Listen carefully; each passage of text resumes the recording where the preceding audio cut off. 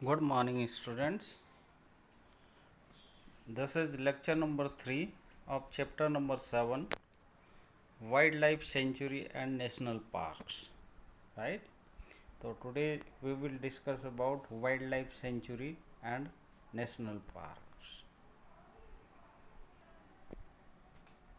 Before going to that topic, we should know that what is endemic species. Now, endemic species are those species or plants and animals which are found exclusively in the particular area. They are not naturally found anywhere. A particular type of animal or plant may be endemic to a zone, a state or a country. देखिए किसी भी एक particular area में कुछ special कुछ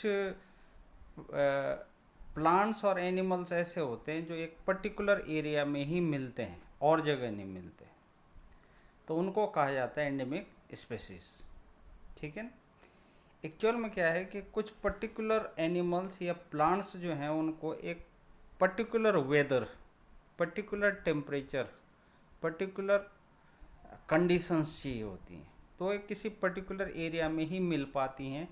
ऐसी species को कहा जाता है एंडेमिक स्पेसीज। ठीक है। फॉर एग्जांपल, आप यहाँ पे आपकी बुक में भी ये डायग्राम बना है, ये वाइल्ड मैंगो है। वाइल्ड मैंगो, ये जो वाइल्ड मैंगो है ये एक पर्टिकुलर एरिया में ही मिलता है, और आप देखेंगे पंचमढ़ी एरिया में इस तरीके के वाइल्ड मैंगोज के ट्रीज आपको मिलेंगे। ठीक है। सेकंड, आप देख रहे हैं ये एक स्केरल है, गिलहरी, एक जाइंट स्केरल, बहुत बड़ी। आप जानते हैं कि जनरली स्केरल जो है बहुत छोटी छोटी होती हैं, ये एक जाइंट स्केरल है, काफ़ी बड़ी होती है। ये भी पंचमढ़ी में मिलती है। ठीक है ना। और आप जानते हैं पंचमढ़ी जो है वो एक बायोस्फीयर रिजर्व है, तो यहाँ पे एनिमल्स और प्लांट्स, जो आपको दो एग्जाम्पल दिए हैं, एक प्लांट का एग्जाम्पल दिया है वाइल्ड मैंगो का, और जो जाइंट स्केरल है वो एनिमल का एग्जाम्पल है। ठीक है। तो इनका कहा जाता है एंडेमिक स्पेसीज, यानी किसी पर्टिकुलर एरिया में जो स्पेसीज सर्वाइव कर पाती हैं उन्हें कहा जाता है एंडेमिक स्पेसीज। ठीक है। नाउ स्पेसीज का मतलब क्या होता है? Species is a group of population which are capable of interbreeding। ठीक है। एक स्पेसी कुछ एनिमल्स का ग्रुप होता है, कुछ ह्यूमन बींग्स का ग्रुप होता है, या प्लांट्स का ग्रुप होता है जो इंटरब्रीडिंग कर सकते हैं। This means that the member of the species can reproduce fertile offsprings only with the member of their own species and not with member of other species। तो जो भी रिप्रोडक्शन के बाद ऑफस्प्रिंग पैदा होता है वो केवल अपनी स्पेसीज के मेंबर्स के से ही होता है। ठीक है। The members of species has common characteristic, और इन सब की अपनी अपनी एक कॉमन कैरेक्टरिस्टिक होती है, कहने का मतलब प्रॉपर्टी होती है।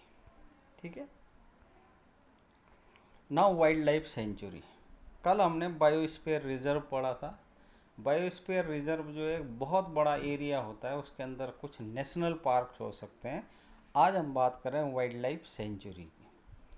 वाइल्ड लाइफ सेंचुरी एक पर्टिकुलर एरिया होता है जहाँ पे वाइल्ड एनिमल्स को प्रोटेक्ट करके रखा जाता है, और इस पे प्राइवेट एजेंसीज भी पार्टिसिपेट कर सकती हैं और गवर्नमेंट ओन भी हो सकती हैं। तो wild life sanctuaries like reserve forest provide protection and suitable living condition to wild animals. ठीक है। एक पर्टिकुलर एरिया बना दिया जाता है, वहाँ पे हम वाइल्ड एनिमल्स को जो है वो प्रोटेक्ट करके रखते हैं। ठीक। और ये जो एरिया होता है wild life sanctuary, it may be government owned और प्राइवेट एजेंसी ओन्ड। ठीक है। People living in wildlife sanctuaries are allowed to do certain activities such as grazing by their livestock, collecting medicinal plants, firewood, etc. अब ये जो area होता है यहाँ पे, जो इसकी सराउंडिंग में जो लोग होते हैं उनको अलाउ किया जाता है कुछ कामों के लिए। बहुत सारे चीज़ एक्टिविटीज़ तो नहीं हो सकती ह्यूमन एक्टिविटीज़, लेकिन कुछ ह्यूमन एक्टिविटीज़ को अलाउ किया जाता है। जैसे खाना बनाने के लिए लकड़ी चाहिए तो उस एरिया की लकड़ी को यूज कर सकते हैं, या मेडिसिनल प्लांट को इकट्ठा कर सकते हैं, ठीक है ना। तो कुछ ही एक्टिविटीज़ अलाउ होती हैं, ठीक। नेक्स्ट है national park. National park are those reserve are large and diverse enough to protect whole set of ecosystems, ठीक है। जो हमने वाइल्ड लाइफ सेंचुरी की बात करी उसमें हम केवल वाइल्ड लाइफ को, यानी जो एनिमल्स हैं उनको प्रोटेक्ट करके रखते हैं, ठीक है। लेकिन जो नेशनल पार्क होता है ये थोड़ा बड़ा एरिया होता है, इसमें इकोसिस्टम को ध्यान में रख के बनाया जाता है। यानी कहने का मतलब वाइल्ड लाइफ को प्रोटेक्ट करने के अलावा जो इन्वायरमेंट है उसको भी प्रोटेक्ट करना होता है, ठीक है, नेचुरल रिसोर्सेज को। दे प्रिजर्व फ्लोरा, फोना, landscape and historic objects of an area.